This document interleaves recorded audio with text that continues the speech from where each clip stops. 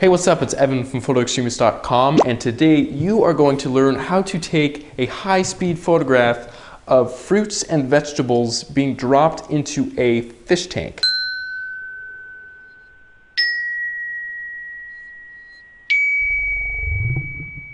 Yeah. Alright, so first and foremost is my setup. I am currently in my beautiful garage, and here is the fish tank itself. I purchased this at Walmart for about 12 bucks. It's a 10-gallon tank, and it is being elevated by a ladder here and a ladder there, and there's a board in between the two. I filled up the fish tank by using this hose that is coming out of my backyard. Next is the camera. It is pointing directly at the fish tank, and the lens that's on here is a 50mm lens. It is a prime lens, so it's going to be very sharp. If you don't have a prime lens, just use whatever lens you have. Anything will work, but this is ideal. Next that's on here is a RF602 wireless flash trigger. This just pops on the cold shoe or hot shoe, whatever you want to call it, and all this does is that whenever you take a picture, pushing the button, it will fire the flashes and illuminate your subject perfectly. So here is the two flashes. There's one here and one here. Both flashes have plastic bags over them to protect them from water, and both of them also have the RF602 receiver on them to receive the flash signal so they fire.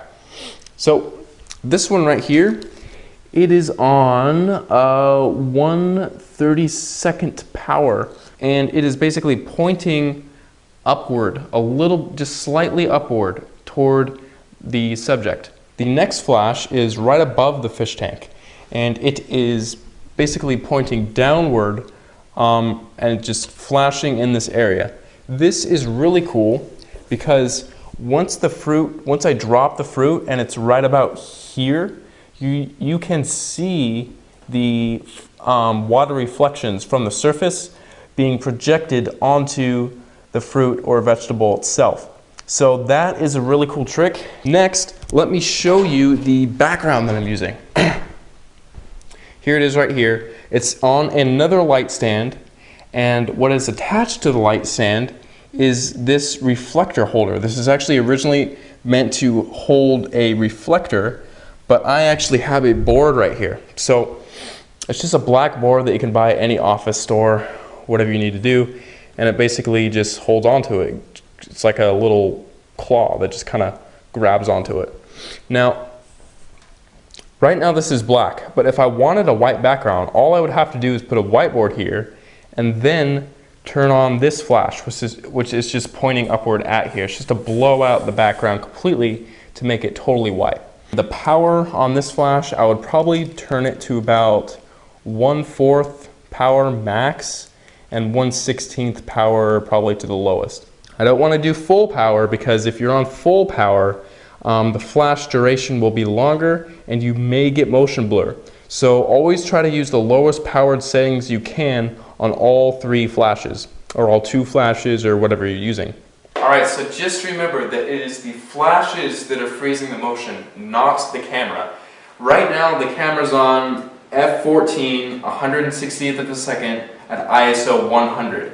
So if I were to take the picture with no flashes going off, you would just see total darkness, because with the camera settings it's eliminating all visible light right now.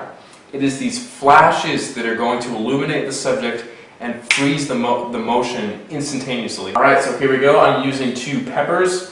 Peppers are really good because they're very vibrant, they are very light, and they float very well. So it's perfect for dropping into a fish tank. So here we go. I'm just going to push the button on my camera as soon as I drop them. So 3, 2, and 1. And 1.